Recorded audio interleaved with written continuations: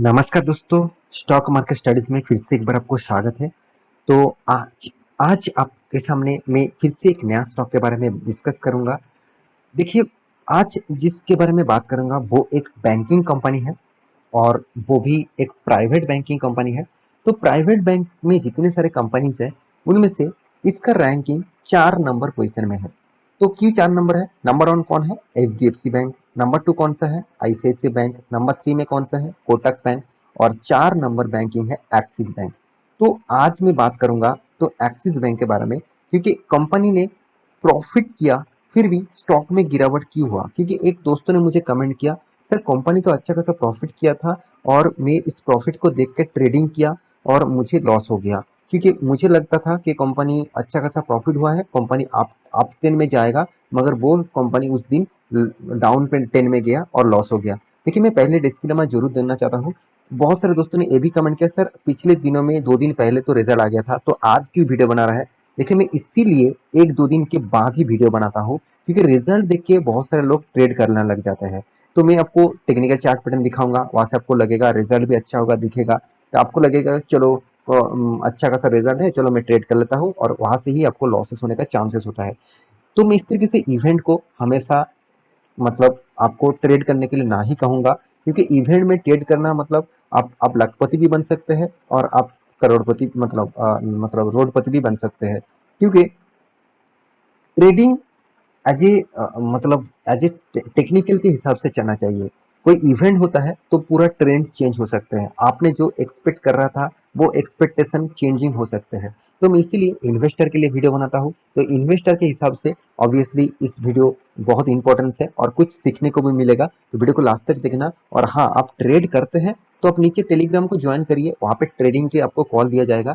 आप जाकर future options और निफ्टी बैंक निफ्टी का भी ट्रेड वहाँ पे मतलब कॉल दिया जाता है, तो एक बार जाकर चेकआउट करिए, आपको बहुत शानदार लगेगा वहाँ पे। तो चलो देख लेते हैं आज के इस स्टॉक के बारे में। तो कंपनी कौन सा है? कंपनी के बारे में बात करूँ तो कंपनी एक्सिस बैंक है। तो एक्सिस बैंक एक इंडिया के फोर्थ लार्जेस्ट, ऑब्वियसली आप देखेंगे तो इंडिया के फोर्थ लार्जेस्ट प्राइवेट बैंक है। और इसके बारे में आज बात करूंगा, क्योंकि बैंकिंग ने पिछले दिनों में रिजल्ट पब्लिश किया था, तो उस रिजल्ट के बारे में यहाँ पे डिस्कस करूंगा। तो कंपनी के सबसे पहले आपके सामने चार्ट पैटर्न ओपन कर दूं, तो देखिए मुझे इस कंपनी में कुछ मतलब चार्ट पैटर्न कुछ अलग से दिखा है। क्योंकि कंपनी जब मतलब 2019 में इसका प्राइस रेंज था अराउंड अराउंड 500 600 के आसपास, चलो मान लेता हूँ। तो 600 से कंपनी गिर के आ गया था अराउंड अराउंड 300 के आसपास। तो 300 के आने के बाद कंपनी कंटिन्यूसली ग्रोथ करते चले गए और कंपनी 1600 तक भी गया था। और उसके बाद फिर से गिरावट हुआ और फिर से वो रिकवरी किया और 2100 रुपीज के आसपास चला गया था। तो 300 रुपीज का शेयर 21 तक गया था, मतलब कितना गुना रिटर्न कंपनी दिया सोचिए। तो अभी जो पीरियड आपको दिखाऊंगा, कंपनी 2014 जो जून मंथ से यहाँ पे जो टाइम पीरियड है, इस टाइम पीरियड को देखेंगे तो बहुत दिनों तक कंपनी एक ही रेंज में काम कर रहा है, एक ही रेंज में काम कर रहा है। इसका मतलब इस रेंज को तोड़ नहीं पा रहा है। अगर इसको तोड़ता है तो एक नया मूवमेंट आपको देखने को मिलेगा। अगर नहीं तोड़ता है, अगर डाउनफॉल में तोड़ता है, तो एक बड़ा गिरावट देखने को मिल सकता है। क्योंकि ये जो स्ट्रॉन्ग लेवल है, ये लेवल को अगर तोड़ पाए तो एक अच्छा खासा गिरावट देखने को मिलेगा। देखिए, बहुत सारे प्राइवेट बैंक देखे होंगे आपके आपने, जो लॉकडाउन पीरियड था, जो कोविड की सिचुएशन था, उसमें स्टॉक कंटिन्यूसली गिरते चले जाए, मतलब गिरते गया है। और इस कंपनी का चार्ट पैटर्न आप देखेंगे तो यहाँ पे देखिए, गिरने के बाद रिकवरी तो किया, मगर प्रीवियस लेवल को वो ब्रेक नहीं कर पाया। तो मेरे हिसाब से कंपनी के ऊपर क्या सही दम है, क्या फ्यूचर में वो अच्छा खासा ग्रोथ कर सकते हैं, तो चलो उसके ऊपर ही बात कर लेता हूँ। तो कंपनी के इस बार रिजल्ट के ऊपर चले आया हूँ। तो कंपनी ने इस बार रिजल्ट किस तरीके से किया वो सबसे पहले आपको दिखा दूँ। तो टोटल इनकम के बारे में बात करें तो कंपनी इस बार कितना किया? 21,700। पिछले बार मतलब पिछले क्वार्टर में कितना किया था? 21,000, 21,900, चलो 22,000 बोल सकते हैं। पिछले साल में था 19,300। तो कंपनी का इनकम साल भर के बड़ा हुआ है और कंपनी का इनकम क्वार्टर क्वार्टर बेसिस कम देखने को मिला है। कंपनी के टोटल मतलब एक्सपेंडिचर के बारे में बात करूँ तो कंपनी का जो खर्चे है उसके बारे में बात करूँ, तो जो टोटली इसका एम्प्लॉय कॉस्ट है और भी बहुत देखिए इंटरेस्ट एक्सपेंसेस है, तो बहुत सारे खर्चे हैं, उसको जोड़कर टोटली जो कंपनी ने जो एक्सपेंडिचर यहाँ पे मतलब यहाँ पे पब्लिश किया, आप देखेंगे तो टोटल एक्सपेंडिचर आपको बना है 15,800, जो पिछले बार कितना था 15,300, पिछले सालों में कितना था 13,100। तो कंपनी के एक्सपेंस भी कंपनी अच्छा खासा कंट्रोल में रखे हुए है, अच्छी बात है। कंपनी का प्रोविजनिंग प्रोविजन ही एक कंपनी की एक हालत बताएगा कि कंपनी किस बेसिस में है। तो कंपनी की जो प्रोविजनिंग है तो अराउंड अराउंड 339, और पिछले बार कितना था 987, पिछले सालों में था 3,300। तो बहुत तगड़ा कंपनी ने यहाँ पे प्रोविजनिंग को कंट्रोल किया। तो देखिए परफॉर्मेंस जो देखा जा रहा है तो अच्छा खासा होते जा रहा है।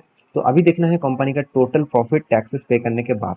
तो net profit for the period अब देखेंगे तो 4,125। इसका मतलब आपको यहाँ पे में लाखों में है, अगर यहाँ इसको मैं करोड़ों में कन्वर्ट कर दूं, चलो मैं एक बार देख लेता हूँ लाखों में है कि नहीं है। हाँ, यहाँ पे लाखों में है।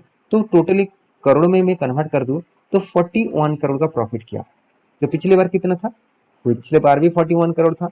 तो 41.2 करोड़ पिछले बार था, 41.7 करोड़ पिछले सालों में था, 21.6 करोड़। तो देखिए डबल कंपनी ने प्रॉफिट किया। मगर यहाँ पे जो पॉइंट्स है जिसके कारण स्टॉक में गिरावट हुआ वो है एस्टीमेट।